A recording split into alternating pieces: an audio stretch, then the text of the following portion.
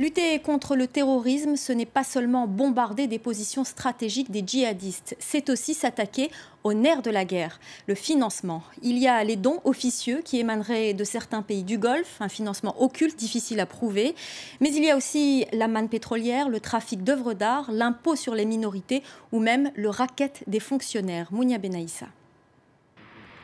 Le pétrole, l'une des principales mannes financières du groupe État islamique. Les djihadistes contrôlent une vingtaine de puits en Syrie et en Irak et en tirent près d'un tiers de leurs revenus. Alors pour les avions de chasse de la coalition internationale, les pipelines et les camions de transport sont devenus des cibles prioritaires.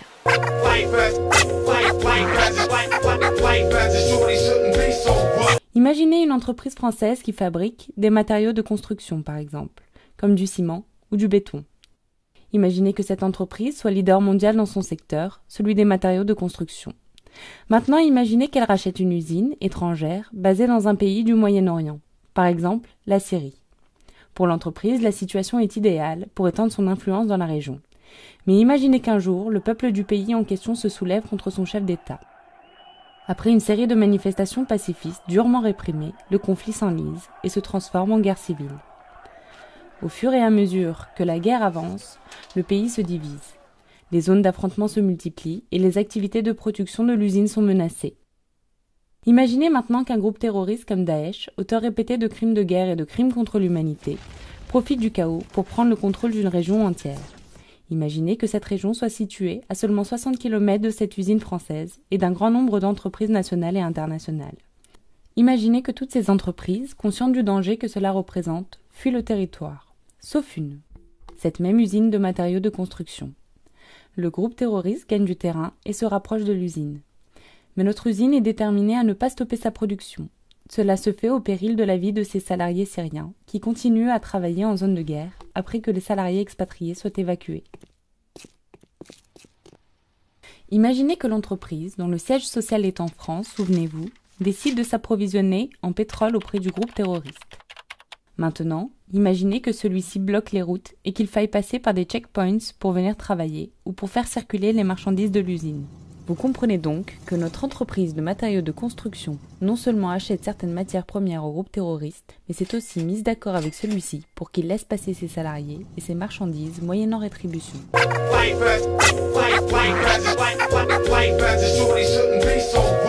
Faute avouée, faute à demi pardonnée, Lafarge Holcim veut visiblement croire en ce dicton. Le cimentier vient d'admettre aujourd'hui avoir contribué au financement de groupes armés en Syrie. Après enquête interne, le géant suisse admet la filiale locale qui appartenait alors aux Français Lafarge a remis des fonds à des tierces parties afin de trouver des arrangements avec un certain nombre de ces groupes armés, dont des tiers visés par des sanctions, sans pouvoir établir les destinataires finaux.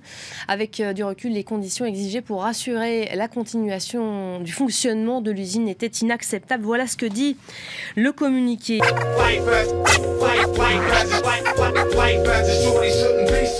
À Paris, est-ce qu'ils ignoraient il est difficile de savoir à quel point ils ignoraient. En tout cas, ce qui est certain, c'est que, par exemple, Jean-Claude Veillard, qui est le directeur sûreté du groupe Lafarge à Paris, est en contact quasi quotidien avec la direction de Lafarge en Syrie.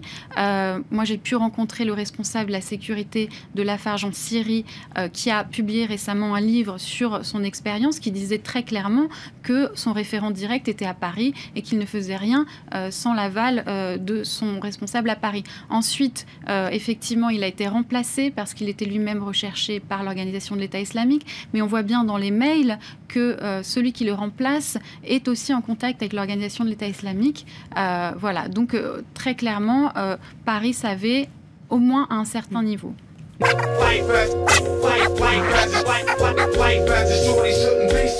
patron de Lafarge Holcim paye pour les agissements de son groupe en Syrie. Eric Olsen démissionne après des mois de polémique autour de l'activité du cimentier en Syrie. Un rapport accuse le groupe d'avoir maintenu son activité dans le pays et coopéré avec l'État islamique entre 2011 et 2014 quand la guerre faisait rage.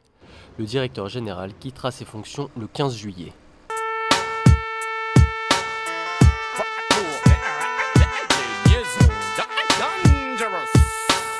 Le Venezuela se trouve au nord de l'Amérique du Sud, au bout de la cordillère des Andes. Le pays dispose d'une façade sur la mer des Caraïbes et il partage ses frontières avec la Colombie, le Brésil et le Guyana. Et face à ces côtes se trouvent Trinité et Tobago et ce qu'on appelait il y a peu les Antilles néerlandaises. Sa superficie est de 912 000 km², soit presque 3 fois l'Allemagne. Le pays compte 29 millions d'habitants, dont 90% vivent dans les villes, majoritairement sur le littoral, à l'image de Caracas, la capitale. Donc l'intérieur du pays est faiblement peuplé.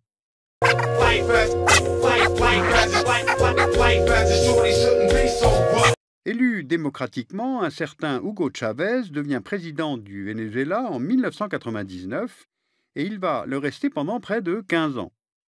Issu d'un milieu modeste, militaire de formation, il est connu des Vénézuéliens pour avoir tenté en 1992 un coup d'État contre le président de l'époque, Carlos Andrés Pérez, ce qui l'a conduit en prison.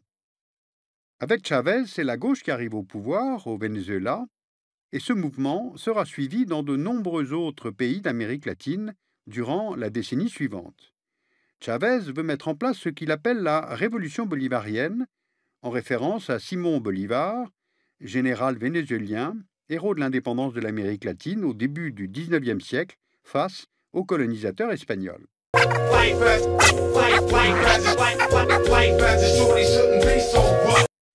On observe alors au Venezuela une réduction de la pauvreté.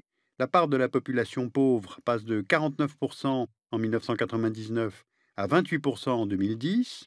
Une hausse du taux de scolarisation, notamment dans le secondaire, qui passe de 48% à 72%, et une hausse du PIB par habitant, qui est passé de 14 200 $ à 16 500 $. Comment le gouvernement finance-t-il ses programmes sociaux? Eh bien, avec les revenus du pétrole. Car le Venezuela dispose des plus grandes réserves prouvées de pétrole au monde devant l'Arabie saoudite.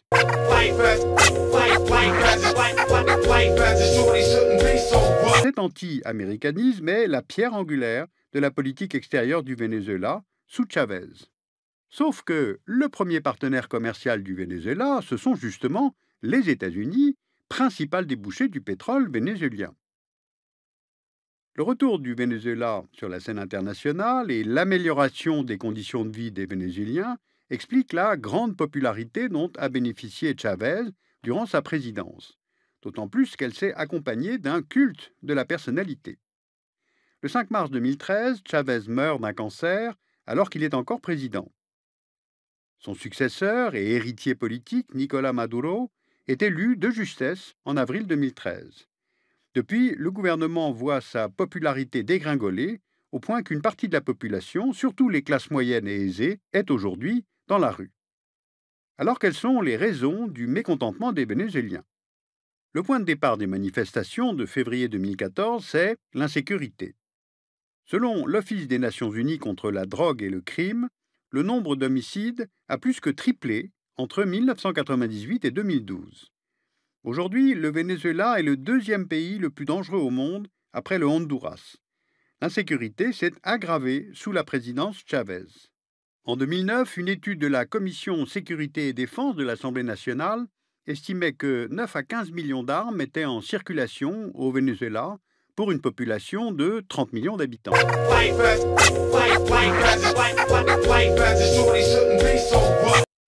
Et puis il y a aussi l'industrie pétrolière dont la place dans l'économie pose problème. Le pétrole au Venezuela, c'est 96% des recettes d'exportation et environ 50% des recettes budgétaires. L'économie du pays est donc fortement dépendante du pétrole et cette dépendance s'est aggravée pendant la présidence Chavez. Car les revenus pétroliers ont été investis dans les programmes sociaux et non pas dans l'industrie, ce qui permettait pourtant de diversifier l'économie. Cette situation oblige ainsi le pays à importer la majorité des biens que les habitants achètent. Environ 50% de l'alimentation consommée dans le pays est importée. Sauf qu'aujourd'hui, les Vénézuéliens doivent faire face à des pénuries régulières, que ce soit des médicaments ou même du papier toilette. Car en 2003, un strict contrôle d'échange entre le bolivar et le dollar a été instauré, ce qui favorise la mise en place d'un marché noir du dollar et augmente le cours de cette monnaie sur le marché parallèle. Et cela entraîne une hausse des prix des produits importés réglés en dollars. Or, le prix de certains produits est plafonné au Venezuela, si bien qu'il n'est plus rentable d'importer ces produits pour les vendre.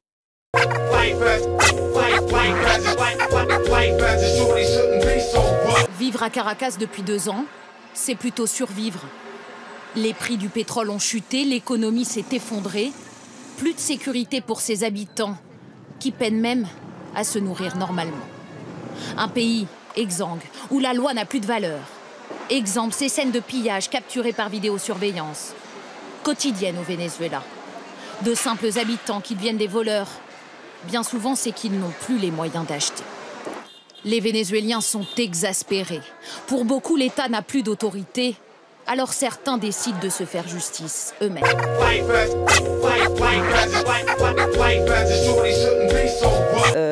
Le fait d'armer ces milices, dans une période comme celui qu'on vit aujourd'hui, où il y a des enfants qui meurent de faim, des personnes malades qui meurent dans les hôpitaux, et l'idée de pouvoir penser à donner des armements qui coûtent autour de $10 000 la pièce à un groupe de miliciens, c'est quand même aberrant.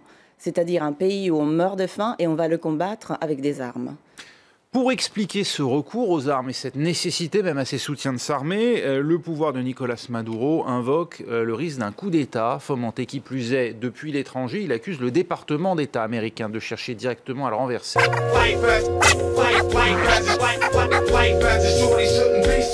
Mercredi est un jour crucial pour le Venezuela. L'opposition va défiler en faveur d'élections anticipées et pour défendre le Parlement qu'elle contrôle, elle promet la mère de toutes les manifestations et se retrouvera aussi dans la rue face au pro-Maduro. Le président Maduro affirme que les États-Unis ont donné leur feu vert à un putsch. Le département d'État américain a annoncé un coup d'État au Venezuela aujourd'hui, 18 avril à 21h10. J'active le plan Zamora pour défendre l'ordre dans le pays et défendre la paix et pour écraser ce coup d'État décidé par Washington mais aussi par le président de l'Assemblée nationale, Julio Borges. Je signe le document afin que le plan Zamora soit immédiatement mis en œuvre.